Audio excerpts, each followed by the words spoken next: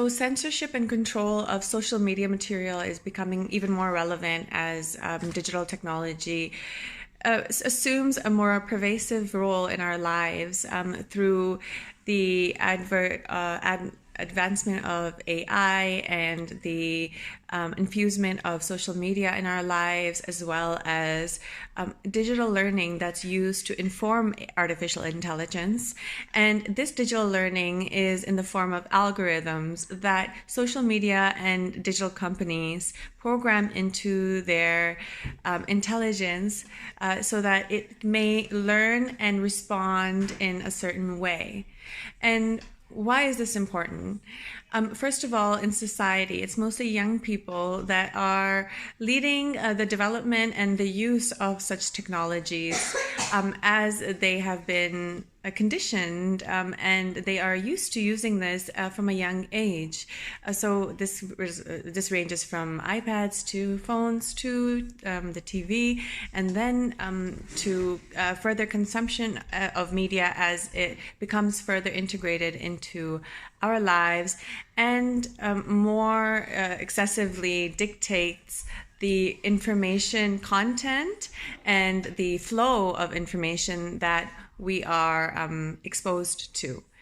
And so we have this emergence in digital media, and we have these digital media companies that are forming these algorithms. And then the question is, how are these algorithms formed in the back end, and how do they form the user experience?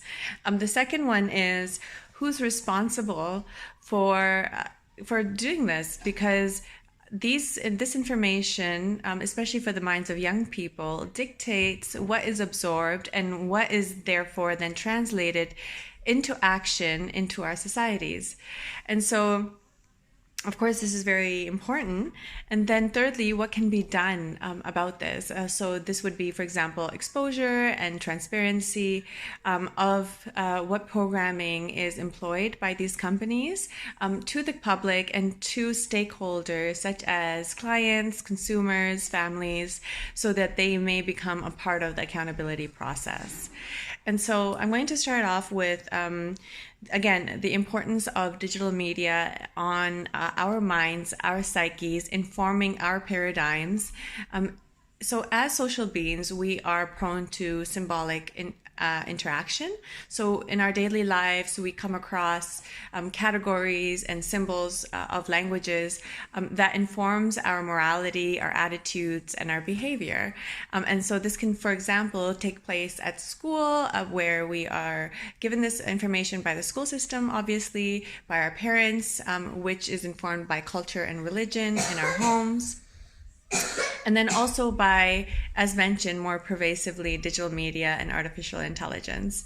And so this takes even a more prominent role in our education systems and in our homes. So it becomes threefold in terms of importance in the relevance in young mind development and psychological well-being. So what kind of information or images are conducive to human suffering, and what are families arguing is unhealthy for their children as parents drive lawmakers in different countries to push for more regulation for social media and digital media companies? So images promoting violence, hatred, divisiveness due to race or religion, and also content promoting excessive sexuality, which is repressive in terms of other areas of our lives, as Mercuse argues in his theory of repressive desublimination, that people are exposed on purpose, intentfully, to profound sexual provocations in the media in order to distract them from their political duties and their lives.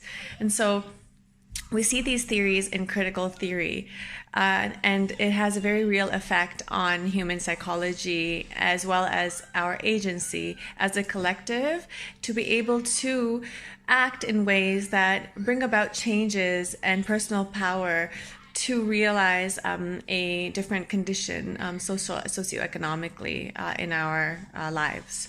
And so, what tools do social media companies use to censor and control information?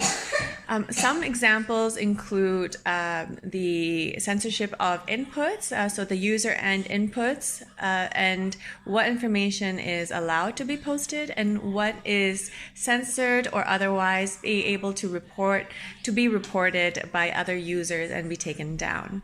And so it was found in the beginning of February in the US Congress that the platform X, formerly known as Twitter, it is, or I think it was actually TikTok, that is censoring information about protests in China, whereas other information such as celebrity news is allowed to pass through. And so such analytics comparatively can give us an idea of what the social media companies hold dear to and close to their mandates, and what values do these social companies hold in terms of disseminating this information so that our young people, youth, and adults alike are coming into the world with a programmed psychology, a conditioned learning that is then impacting every area of their lives, including, again, personal power, human agency. What kind of impact are they able to bring forth into the world, as well as their mental development and psychological well-being? So all of these factors are important in how digital companies transform and form their social media algorithms as they permeate and become more integrated into our daily lives and routines, and therefore impact us in a deeper way. And so, first of all, it's the initial input of the information on the platform. Then, after that, the algorithm can determine what information is then more shared and more disseminated, and then it can also determine what information is cropped. So that on Twitter, for example, it was found that Black people are cropped more often than white people, and that men are cropped out more often than women, and that right-leaning parties are cropped in and integrated more than left political parties. And there was no statement as to why this is. However, it was found in the study, and it's really good when social media and digital companies are open and transparent about the information that they're sharing and the algorithms that they use. The internal studies that are revealing, what is happening with the information that's shared and why. And this is what's important, is for accountability. It's the sharing of information, the algorithms that exist in these companies, whether it be social media, digital learning, AI, and what kind of algorithms are internally in-house. And ultimately, for our safety, both political and psychological, our well-being, how these algorithms should be designed. The source code should be inputted so that the outputs via machine learning and machine development are then shared and manifested in society.